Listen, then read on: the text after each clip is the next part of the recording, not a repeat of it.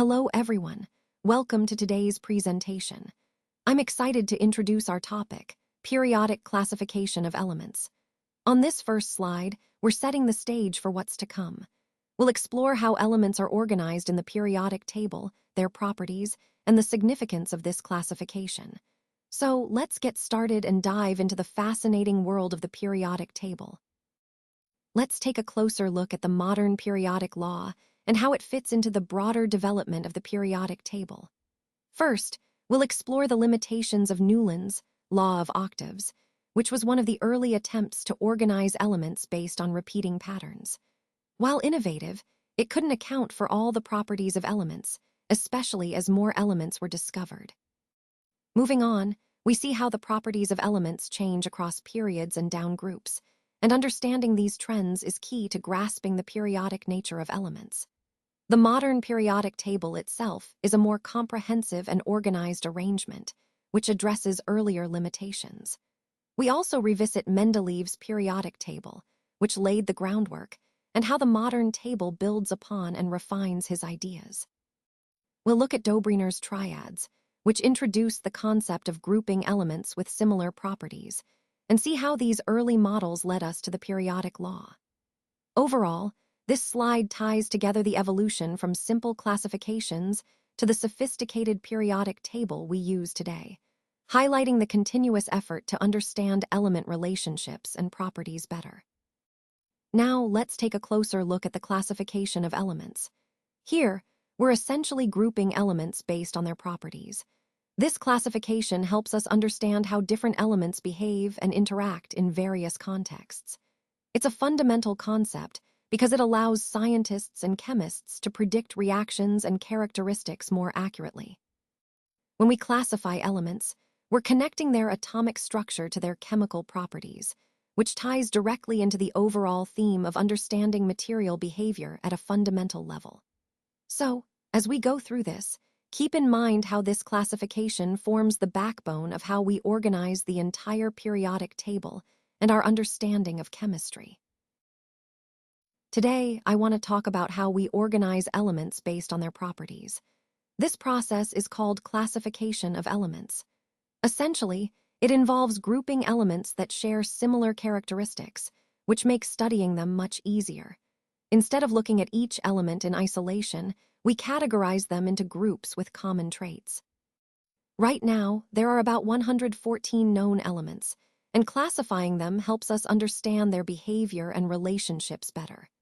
By grouping similar elements together, scientists can predict how they might react or interact, which is a key step in the broader study of chemistry.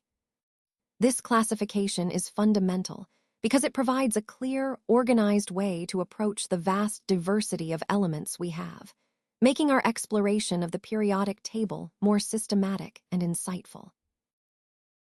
The defect in this classification was that it had no place for metalloids, which are elements that exhibit properties of both metals and nonmetals.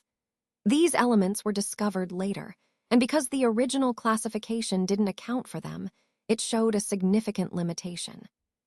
Going back to the earliest attempts at classifying elements, scientists initially grouped the elements known at the time, about 30 elements, into just two categories, metals and nonmetals. This simple grouping made sense at the time, but as more elements were discovered and our understanding deepened, it became clear that this binary system was not enough to accurately categorize all elements. It's a good reminder that scientific classifications are often evolving as new discoveries are made. Dobryner's triads are a fascinating early step in understanding the periodic table. Essentially, Dobryner noticed that certain groups of 3 elements, which he called triads, shared similar properties. The most famous example is the triad of lithium, sodium, and potassium. In these groups, the middle element's atomic weight is roughly the average of the other 2, and their chemical properties are quite similar. This idea was important because it hinted at underlying relationships between elements, even before the modern periodic table was fully developed. It shows how scientists began to observe patterns and connections in elements' properties, which ultimately helped shape our current understanding of the periodic system. So, Dobryner's triads are a key step in the evolution from individual elements to a structured, periodic arrangement. Let's look at how Dobryner organized the elements. He classified them into groups of 3, which he called triads, based on increasing atomic masses. The idea was that within each triad, the middle element's atomic mass was roughly the average of the first and third elements. This was a clever way to find patterns, but it wasn't perfect. Not all known elements fit neatly into these triads, which was one of the limitations of his system. For example, in the first triad, we have lithium, sodium, and potassium. Their atomic masses are 6.9, 23, and 39 respectively. Notice how the middle element, sodium, has an atomic mass close to the average of lithium and potassium, which is about 22.95. Similarly, in the second triad, calcium, strontium, and barium, their atomic masses are 40.1, 87.6, and 137.3. The average of calcium and barium is roughly 88.7, very close to the actual mass of strontium. And in the third triad, chlorine, bromine, and iodine, their atomic masses are 35.5, 79.9, and 126.9. The average of chlorine and iodine is about 81.2, aligning well with bromine's atomic mass. These examples illustrate how Dobryner's triads highlighted underlying patterns, which later helped scientists develop more comprehensive periodic tables. Now, let's take a closer look at Newland's law of octaves. This was an early attempt to organize the elements based on their properties. Essentially, Newlands noticed that when elements are arranged by increasing atomic mass, every eighth element tends to share similar characteristics. Think of it like musical octaves, where every eighth note repeats the pattern. This pattern helped him predict properties of elements that hadn't been discovered yet. While it wasn't perfect and had its limitations, it was an important step towards understanding periodicity. It also laid the groundwork for the more comprehensive periodic table we know today. So, Newland's law of octaves highlights how early scientists started recognizing repeating patterns in elements, which ultimately led to the development of the periodic law. Now, let's talk about John Newlands, an English scientist who made a significant contribution to the development of the periodic table. He observed that when you arrange the known elements in order of increasing atomic masses, there's a pattern that repeats every 8 elements. He called this pattern the law of octaves, which is also known as Newland's law of octaves. Essentially, he noticed that elements with similar properties appeared at regular intervals, much like the octaves in music. This idea was quite innovative at the time because it suggested a periodic relationship among elements based on their atomic masses. Understanding Newland's law of octaves helps us see how early scientists attempted to organize elements systematically, paving the way for the more comprehensive periodic table we use today. Now, one interesting observation was that the properties of every 8th element turned out to be quite similar to those of the very first element. This pattern held true for elements ranging from hydrogen all the way to thorium. Essentially, what Newlands proposed was that if you arrange elements by increasing atomic weight, every 8th element would share similar chemical properties. This idea is what he called the law of octaves, similar to musical octaves where notes repeat every 8th step. The key takeaway here is that this pattern suggested a periodicity, or a repeating cycle, in the properties of elements. It was an important step toward understanding the periodic table as a whole, even though it wasn't perfect. This concept helped lay the groundwork for future scientists to develop a more comprehensive organization of elements based on atomic properties. Let's take a closer look at Newland's octaves, which is a fascinating step in the development of the periodic table. As you can see here, the table is organized into groups of 7 elements, which he called octaves. Each row or octave shows a repeating pattern of properties, kind of like the notes in a musical scale. For example, starting with hydrogen, or Sa in Newland's notation, we move through elements like lithium, beryllium, boron, and so on, up to fluorine, sodium, magnesium, and others. Notice how after every 7th element, the properties seem to repeat or show similar characteristics. This pattern was an important insight because it suggested that elements might be periodic or repeating in a certain way. It's also interesting to see how he grouped elements like chromium and titanium, which don't fit perfectly into the simple pattern, but still show some periodic behavior. This table was a significant step toward the modern periodic table, emphasizing the periodicity of elements and helping scientists recognize relationships between them. Although not perfect, Newland's octaves laid the groundwork for the more comprehensive arrangements we use today. It's a great example of how early scientists looked for patterns to understand the building blocks of matter and connect with the larger theme of discovering order in chemistry. Now, let's take a closer look at the limitations of Newland's law. While this law offers valuable insights into. Now, to make the elements fit into his table, Newland's had to make some adjustments. He placed two elements in the same slot, even though they had different properties, and also grouped some unlike elements under the same note.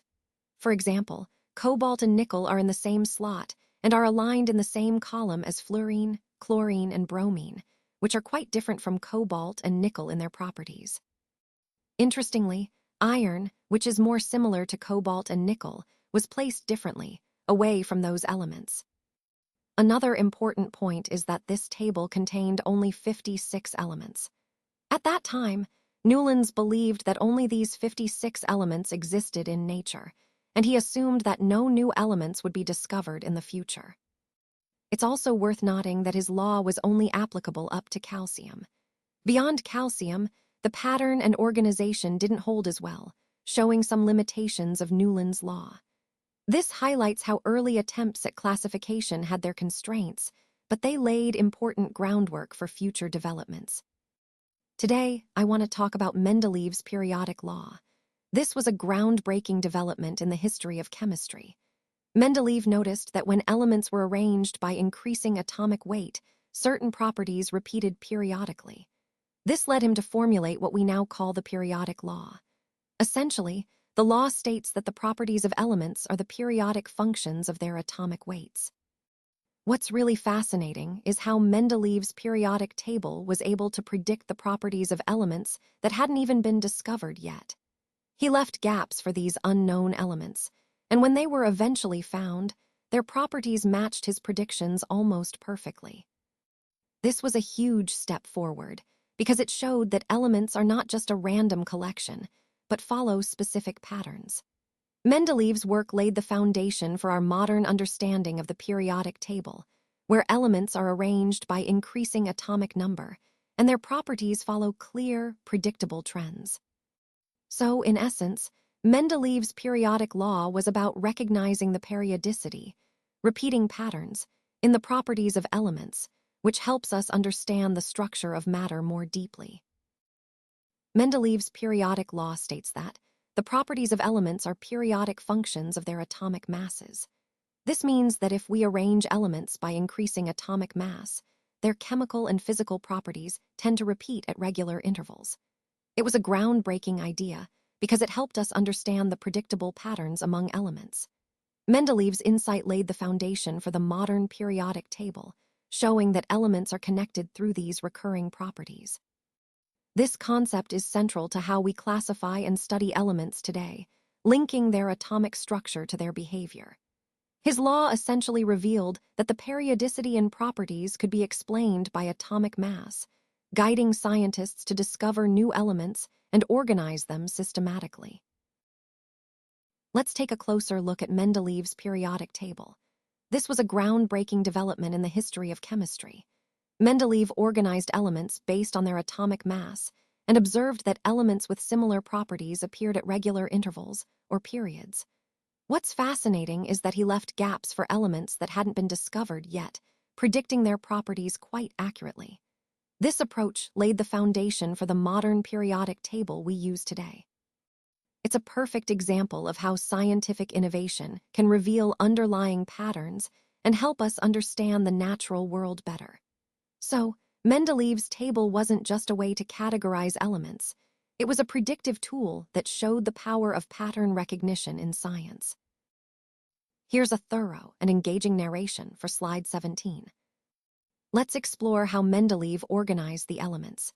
He classified them based on increasing atomic masses, but what's really interesting is that he also looked at similarities in their properties. This meant that elements with similar behaviors were grouped together, making the table more meaningful. He also considered the formulae of oxides and hydrides that these elements formed, which further helped in classifying them.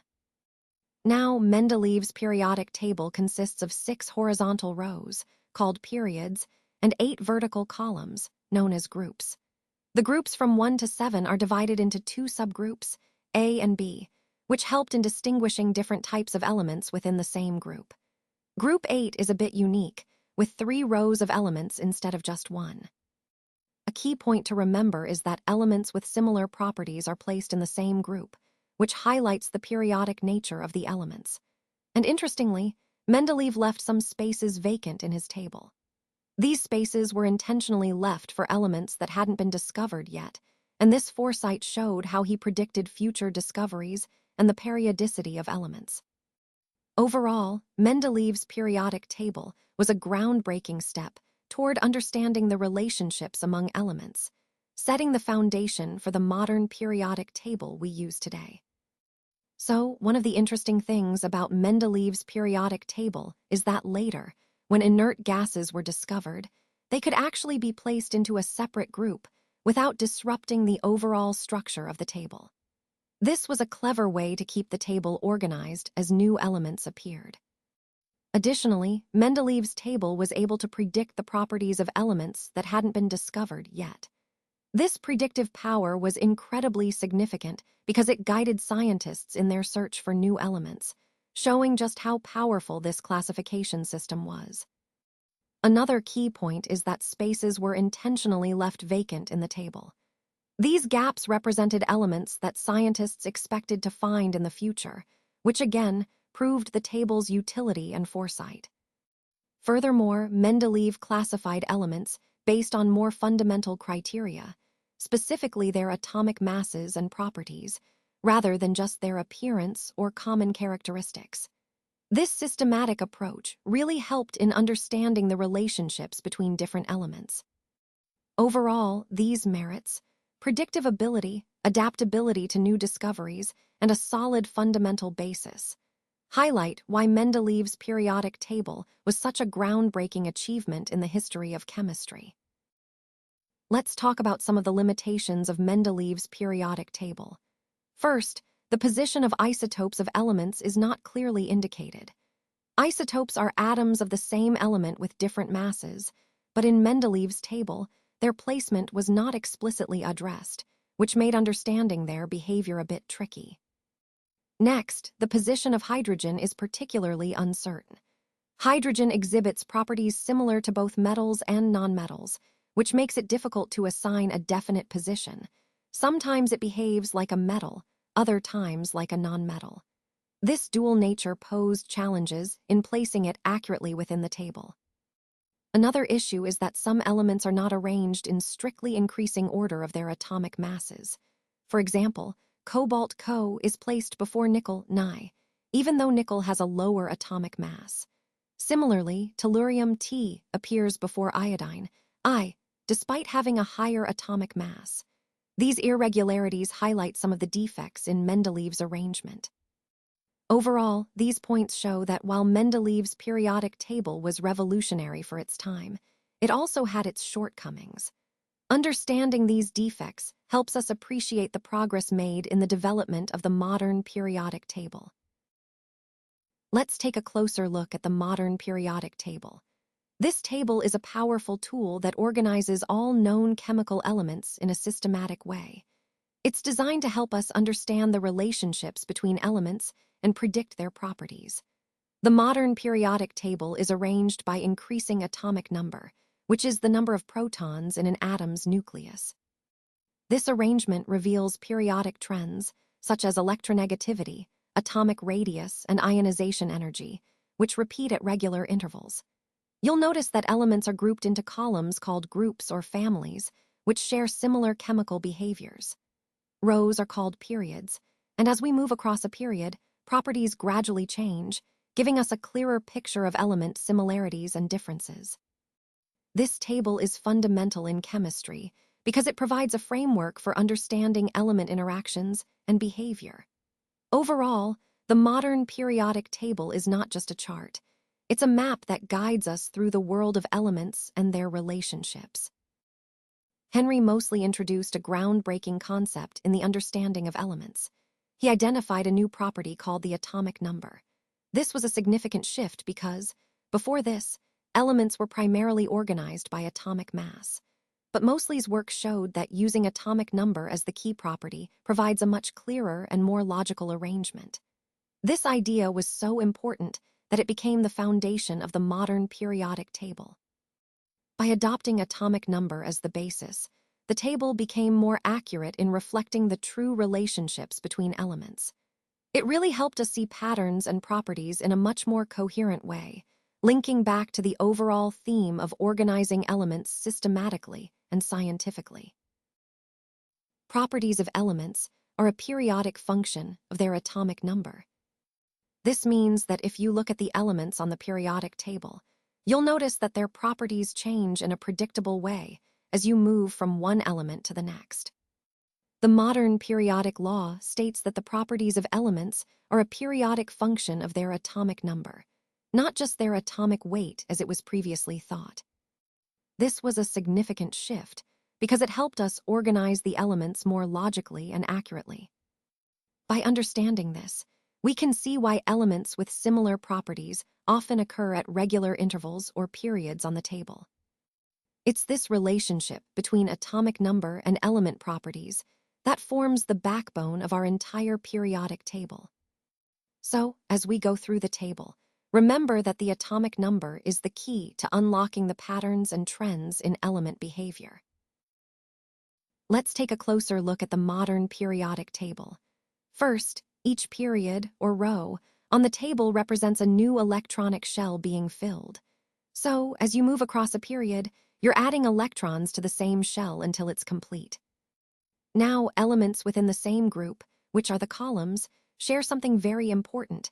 They have the same number of valence electrons. These are the electrons involved in chemical reactions. Also, as you go down a group, the number of shells increases, meaning atoms get larger because they have more electron shells. On the other hand, elements in the same period all have the same number of shells, since they're in the same row. But as you move from left to right across a period, the atomic number increases by one each time. This increase results in an additional valence electron, which influences the element's properties. And finally, the modern periodic table is organized into 18 groups and 7 periods. This arrangement helps us understand the relationship between an element's position and its properties, making it easier to predict behavior and understand chemical trends. Now, let's move on to the modern periodic law. This is a crucial concept because it explains how elements are organized in the periodic table today. Essentially, the modern periodic law states that the properties of elements are a periodic function of their atomic numbers. What does that mean? It means that if we arrange elements in order of increasing atomic number, their properties repeat at regular intervals. This is different from earlier versions of the periodic law, which focused on atomic mass. The shift to atomic number was a major breakthrough because it provided a more accurate and consistent way to understand the relationships between elements. You can think of it as a way to predict element behavior based on their position in the table, which helps chemists understand trends and make predictions about elements that might not have been discovered yet. Overall, this law is the foundation for how we classify and study elements today, tying together their properties and atomic structure in a very logical and useful way. Modern periodic law states that the properties of elements are periodic functions of their atomic numbers. Essentially, this means that when we arrange elements in order of increasing atomic number, their physical and chemical properties tend to repeat periodically.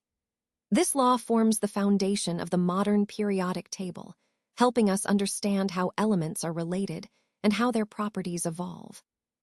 It's a significant step forward from earlier arrangements based on atomic weight, as it emphasizes the importance of atomic number. Recognizing this periodicity allows us to predict properties of elements, even those that haven't been discovered yet.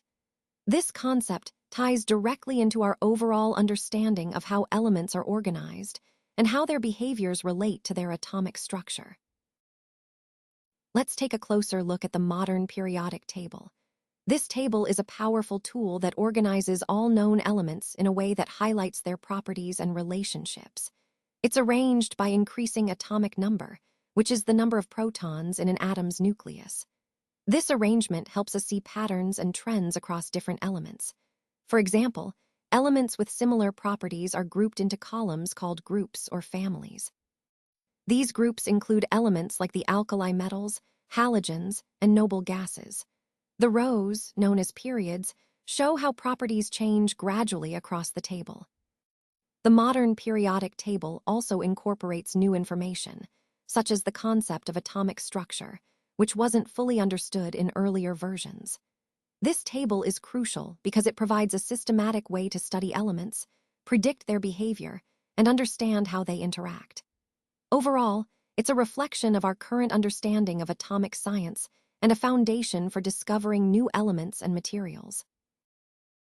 Now, let's take a closer look at the modern periodic table. Elements are arranged in order of increasing atomic number, which is the number of protons in an atom's nucleus. This arrangement forms a table that helps us understand the relationships between different elements. The table consists of 7 horizontal rows, called periods, and 18 vertical columns, known as groups. These groups share similar properties and behaviors, which is key to understanding the periodicity in their properties.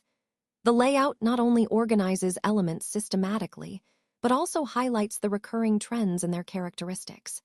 This structure is central to our overall understanding of chemistry, providing a clear framework for studying elements and predicting their interactions.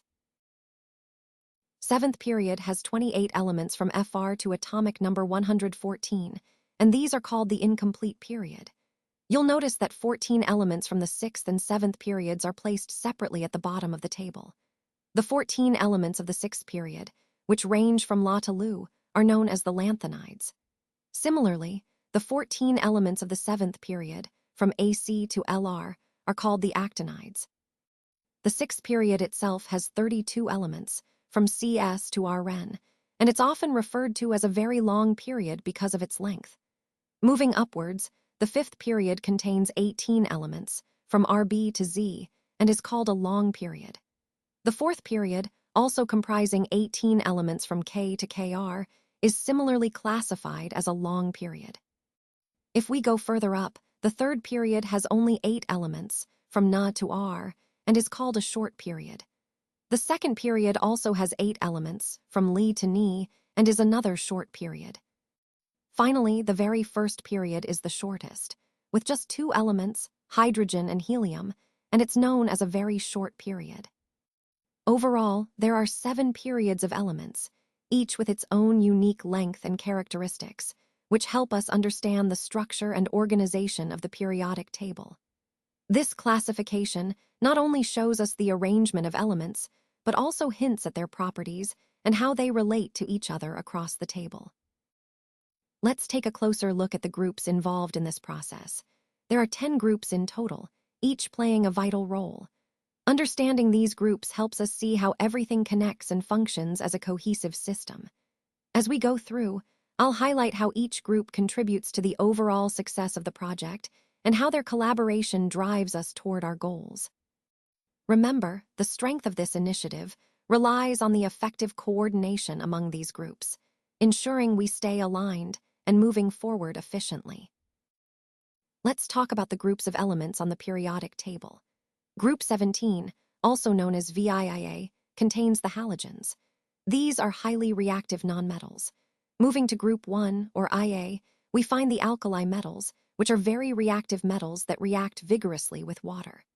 The B subgroup elements are called transition elements, and they are known for their ability to form colorful compounds and variable oxidation states. Now, an important concept is that in a given group, all the elements share the same number of valence electrons. For example, Group I elements have just 1 valence electron, Group II has 2, and so on. This similarity influences their chemical behavior. Similarly, in a period, all elements have the same number of electron shells, which affects their size and properties. Group 18, the zero group, contains the noble gases, known for being very stable and mostly unreactive. Group 2, or IIA, includes the alkaline earth metals, which are also quite reactive but not as much as alkali metals. The lanthanides and actinides are called intertransition elements. They sit below the main table and are known for their special properties, especially in electronics and nuclear applications. The subgroup elements are called normal elements, and overall, the periodic table is divided into 18 groups, which are further organized into 9 main groups. These main groups include II, III, IV, V, VI, VII, VIII, and the zero group. The groups I to VII each have 2 subgroups. A and B group VIII is a bit special, with 3 rows of elements, and the zero group has just 1 row. Understanding these groupings helps us see the relationships and trends among elements, which is fundamental in chemistry and helps us predict their behavior and reactions. Let's take a closer look at the properties of elements in periods and groups. As we progress through the periodic table, you'll notice that elements in the same period share the same row, but their properties can vary quite a bit across that row. Conversely, elements in the same group, which are arranged vertically, tend to have similar properties because they have the same number of valence electrons. This is a key concept because it helps us understand the repeating patterns we see in chemical behavior. For example, in a given period, atomic size decreases from left to right, while electronegativity and ionization energy increase. This trend is influenced by the increasing nuclear charge pulling electrons closer. On the other hand, within a group, atomic size increases as you go down because additional electron shells are added, making atoms larger. Understanding these trends is crucial because it links to the overall theme of periodicity, how elements behave and interact based on their position in the table. Recognizing these patterns allows us to predict properties of elements even before we see them in action. So, in essence, the periodic table isn't just a collection of elements. It's a map of their properties and behaviors. As we move across a period, you'll notice that the number of valence electrons increases from 1 to 8. This means that on the far left, an element has just 1 valence electron, while on the far right, it has 8.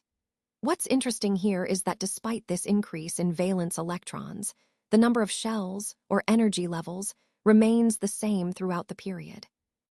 This is a key point because it shows that elements in the same period have the same number of electron shells, but the electrons are added to the outermost shell as you go from left to right. This pattern is really important for understanding how elements behave and how their properties change across a period, which ties into the overall theme of periodic trends and chemical behavior. Let's take a look at this example from the second period. As you can see, all these elements have the same number of valence electrons, which is key to understanding their chemical behavior. For instance, lithium has 1 valence electron, while neon has 8. Now, what's interesting is that despite this variation in valence electrons, the number of shells remains the same within this period. They all have 2 shells. This means that as you move across a period from left to right, the atoms gain more electrons in the same energy level, but the overall number of shells does not change. This consistency in the number of shells is important because it influences atomic size and reactivity. So, the main takeaway here is that elements in the same group share the same number of valence electrons, but as you go down a group, the number of shells increases, which affects their properties. This idea helps us understand periodic trends and the structure of elements within the periodic table. Let's take a closer look at this example group, which is group IA. As you can see, we're focusing on valence electrons here. Valence electrons are really important because they determine how an element reacts chemically. In the table, you can see the elements listed: hydrogen, lithium, sodium, and potassium. For each, we've broken down their atomic number, electron configuration, number of valence electrons, and the electron shells they occupy. For hydrogen, with an atomic number of 1, it has just 1 electron, which is also its valence electron, and it occupies the first shell.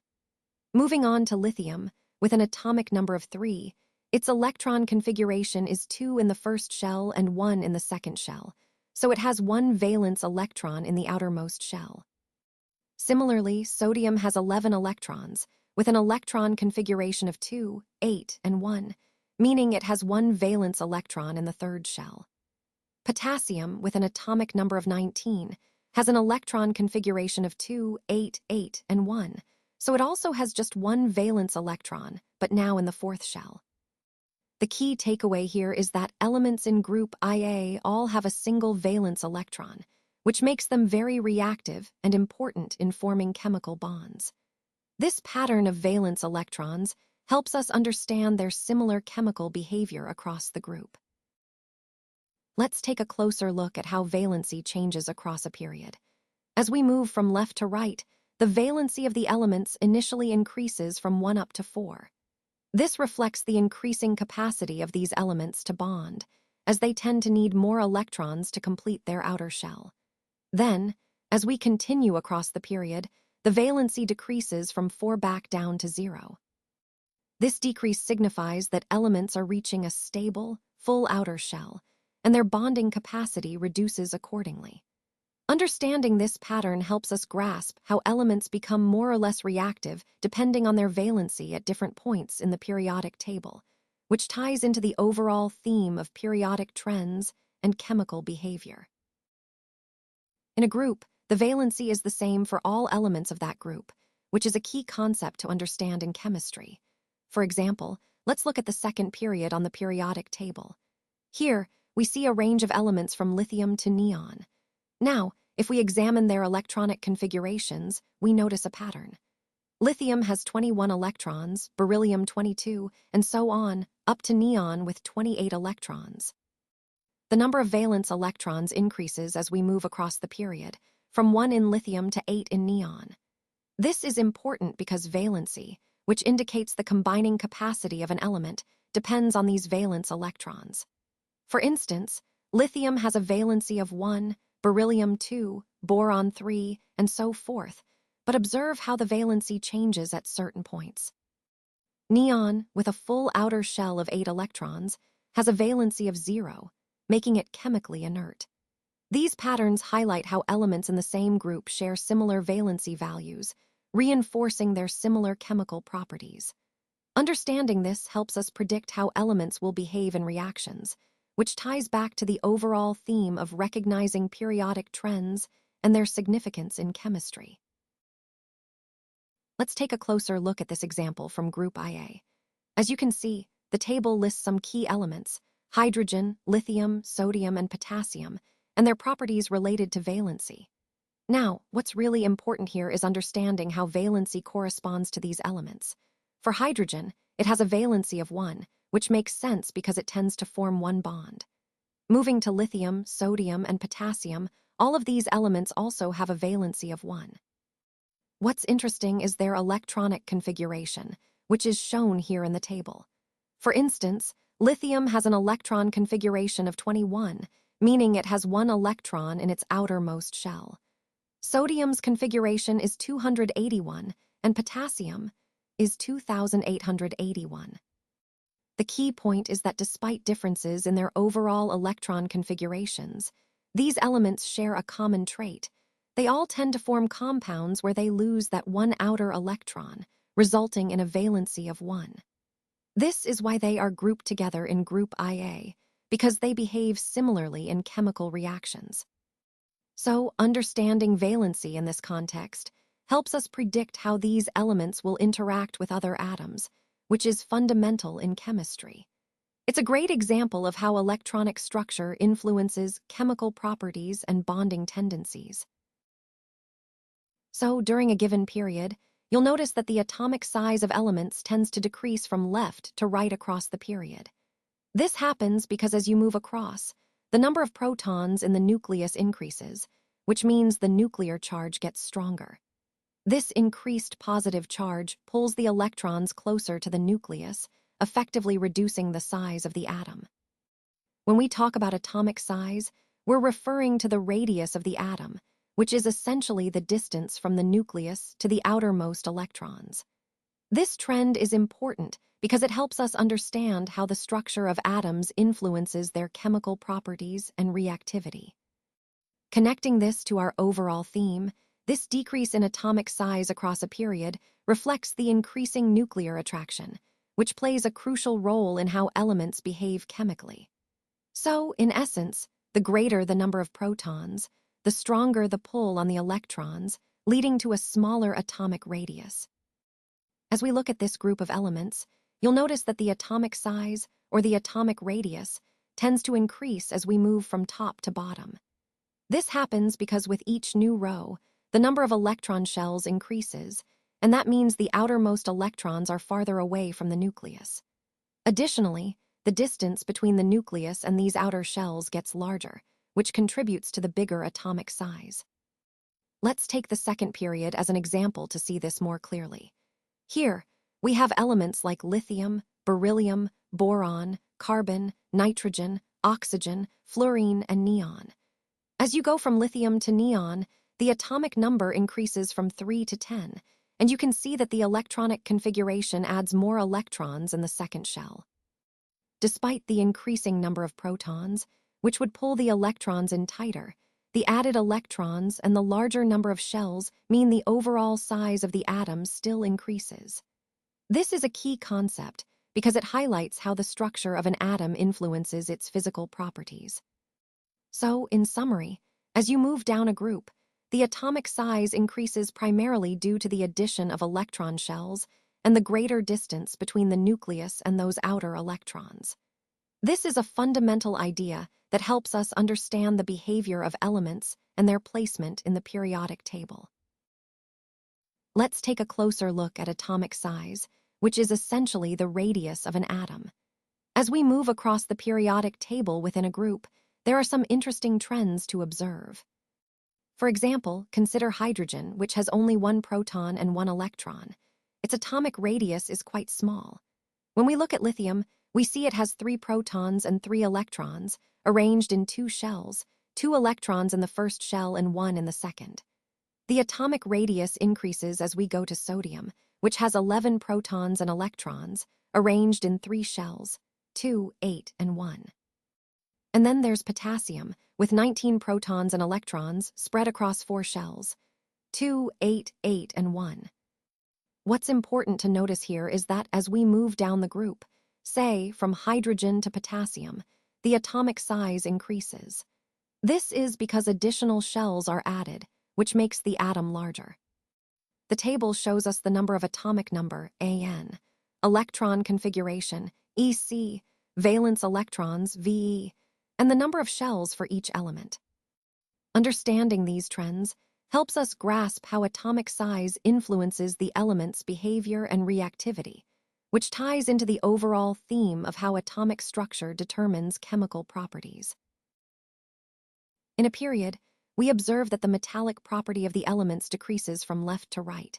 Now, when we talk about metallic property, we're essentially referring to the electropositive nature of these elements. Metallicity is linked to how easily an element can lose electrons and form positive ions. So, as we move across a period from left to right, the elements tend to be less metallic. This means their ability to lose electrons diminishes, making them less electropositive. Think about alkali metals on the far left. They're highly metallic and easily lose electrons, showing strong electropositive behavior. But as we progress toward the right, towards nonmetals, this property decreases significantly. This trend is crucial because it helps us understand the reactivity and behavior of elements in different groups. So, in the context of our overall theme, which is the periodic properties of elements, recognizing this decreasing metallic nature across a period helps us predict how these elements might react or combine with others. It's a fundamental concept that ties together the structure and reactivity of elements in the periodic table. Now, let's look at how the metallic property of elements changes within a group. Generally, as you move down a group in the periodic table, the metallic characteristic increases. This means that elements become more metallic from the top to the bottom of the group.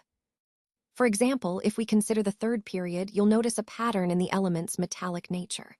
Starting with sodium, which is a metal, moving across to magnesium and aluminum, which are also metals, and then reaching silicon, which is a metalloid, then phosphorus and sulfur, which are nonmetals. Finally, chlorine and argon, which are nonmetals and noble gases, respectively. The key point here is that the electropositive nature, or metallic property, decreases as we go from left to right across a period, but it increases as we go down a group. So, in a group, elements become more metallic as you go lower, which is important to understand when studying their chemical properties and reactivity. This trend helps us predict how elements will behave in reactions and why certain metals are more reactive than others. It ties back to the overall theme of understanding periodic trends and how the structure of the periodic table influences chemical behavior. Let's take a closer look at group VI elements and their metallic properties, specifically their electropositive nature. As you can see in the table, we have elements like carbon, silicon, germanium, tin, and lead. Starting with carbon, you'll notice it's classified as a nonmetal, which means it doesn't exhibit metallic properties or electropositivity.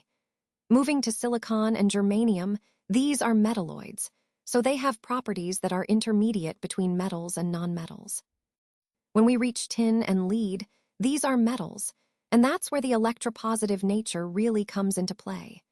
Metals tend to lose electrons easily, making them electropositive. They are good conductors and are prone to forming positive ions. This progression from nonmetal to metalloid to metal within the same group highlights how metallic properties, especially electropositivity, increase as we move down the group. Understanding these trends helps us see how elements share and differ in their chemical behavior, which is crucial in predicting how they might react or be used in different applications. In a period, the nonmetallic property of the elements increases from left to right. What this means is that as we move across a period in the periodic table, elements tend to become less metallic and more nonmetallic in nature. One key aspect of this change is their electronegative nature, which is a measure of an atom's ability to attract electrons in a chemical bond. Nonmetals generally have higher electronegativities compared to metals, and this trend becomes more pronounced as we go from left to right across a period. So, in essence, the elements on the far right of the period are more nonmetallic and have a stronger tendency to attract electrons, which influences their chemical behavior significantly. Connecting this to the overall theme, understanding how these properties change helps us predict the reactivity and bonding tendencies of elements, which is fundamental in chemistry. Now let's look at how the nonmetallic property of elements decreases as we move down a group. Specifically, in the third period, we observe this trend quite clearly. As you can see in the table, elements like sodium, magnesium, aluminum, silicon, phosphorus, sulfur, chlorine, and argon show a progressive change in their nonmetallic nature. Starting with sodium, which is a metal, we see that as we move across to chlorine, the nonmetallic property becomes more prominent. Argon, being a noble gas, is entirely nonmetallic. What's important to understand here is that this trend reflects the electronegative nature of these elements. The nonmetallic property, which relates to how strongly an atom attracts electrons, increases as we go from left to right across the period. This is because elements on the right tend to have higher electronegativities, making them more likely to gain electrons and behave as nonmetals. So, in summary, within a group, especially in the third period, nonmetallic characteristics become more pronounced from top to bottom, illustrating a clear shift in their chemical behavior. This trend is fundamental to understanding the periodic table and the properties of elements as they relate to their position. And with that, we come to the end of our presentation. I want to thank you all for your attention and engagement. To briefly recap, we've explored how the elements in group VIA, also known as the chalcogens, display a range of properties from nonmetallic to metallic. For example, carbon is a nonmetal with high electronegativity, while lead is a metal with lower electronegativity. The elements like silicon and germanium are metalloids, meaning they have properties that are intermediate between metals and nonmetals. Understanding these properties helps us see how these elements behave in different chemical reactions and applications. I hope this overview has given you a clear picture of their electronegative nature and their significance in the periodic table. Thank you again for your attention.